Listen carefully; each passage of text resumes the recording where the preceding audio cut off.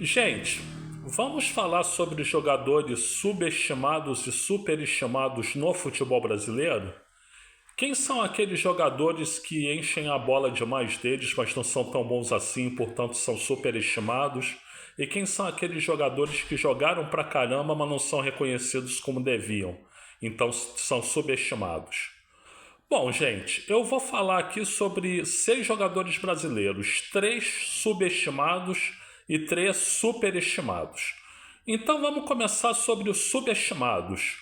O primeiro jogador brasileiro subestimado é o Zico, o Arthur Antunes Coimbra, né? Tem gente que pejorativamente diz que ele era jogador de Maracanã. Tem gente que diz que na seleção brasileira ele não rendeu o que deveria. Tem gente que diz que a gente perdeu a Copa do Mundo de 1986 por causa do pênalti que ele desperdiçou contra a França. É tudo mentira, é tudo bobagem. O Zico é o maior jogador brasileiro que eu vi em ação. O Zico era um senhor jogador. O Zico é um dos 10 melhores jogadores de todos os tempos no mundo. Se não entre os 10, pelo menos entre os 15 ele está, com certeza. Então Zico é subestimado. Outro jogador que é subestimado é o Rivaldo, né?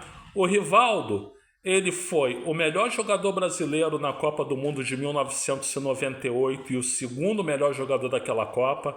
O Rivaldo foi o melhor jogador brasileiro na Copa de 2002 e o melhor jogador da Copa.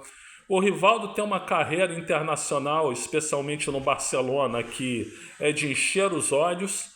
E as pessoas praticamente não falam do Rivaldo, as pessoas não dizem quem o Rivaldo foi. O Rivaldo foi um grande jogador de futebol, né? O fato dele ser nordestino contribui para o preconceito das pessoas em relação ao Rivaldo, eu tenho certeza disso. E o terceiro jogador subestimado é o Bebeto, né? Gente, o Bebeto ele passava bem, ele lançava bem, ele cruzava bem, ele se movimentava bem, ele driblava bem, ele chutava bem, ele cabeceava bem. Era um jogador praticamente completo, né? E mais, ele tanto rendia como atacante de movimentação, como atacante de referência, que é o centroavante. Ele podia tanto fazer um papel como o outro. E não apenas isso, ele também podia jogar no meio de campo, né? Como um meio avançado, um ponta de lança, né? Na posição do Zico. Aliás, ele começou nessa posição do Zico. Então o Bebeto também é um jogador muito subestimado, né? Então são 3 jogadores aí subestimados. E superestimados, quem são? O primeiro de todos vão querer me bater na rua, vão querer me xingar, vão querer me ofender, vão querer me bater, enfim. Mas eu vou dizer, superestimado é o Ronaldo Fenômeno, tá? E eu não estou dizendo aqui que o Ronaldo Fenômeno não era craque. Claro que ele era craque, né? Ele era um jogador de uma grande técnica aliada a uma força física excepcional. Então, o Ronaldo era craque. E também há que se ressaltar toda a história de superação do Ronaldo para poder jogar a Copa do Mundo de 2002, né? Desconfiavam que ele não ia poder nem mais andar e o cara jogou e jogou muito, né? Então não estou dizendo ao contrário que o Ronaldo é ruim, mas eu só estou dizendo o seguinte: pensa, por exemplo, no Careca. O Careca era pior que o Ronaldo?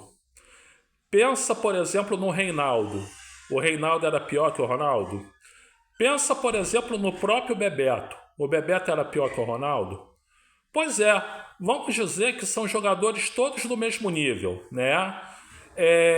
Ainda assim, o Ronaldo tinha muito mais cartaz do que os outros. Por que será? Eu não consigo entender, né?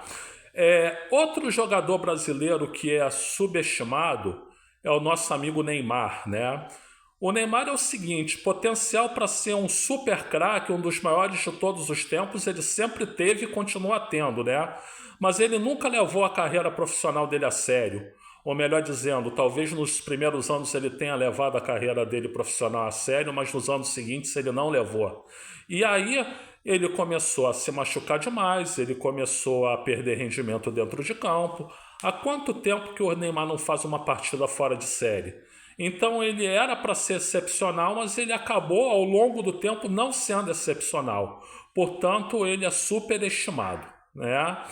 E o terceiro é o Gabigol, né? O Gabriel Barbosa. né? E eu não estou falando só em função da agora ele viveu uma fase ruim há quase 2 anos e não produzir, né? Não produzir devidamente. Eu estou falando que mesmo em 2019, que foi aquele ano que o Flamengo ganhou tudo, né?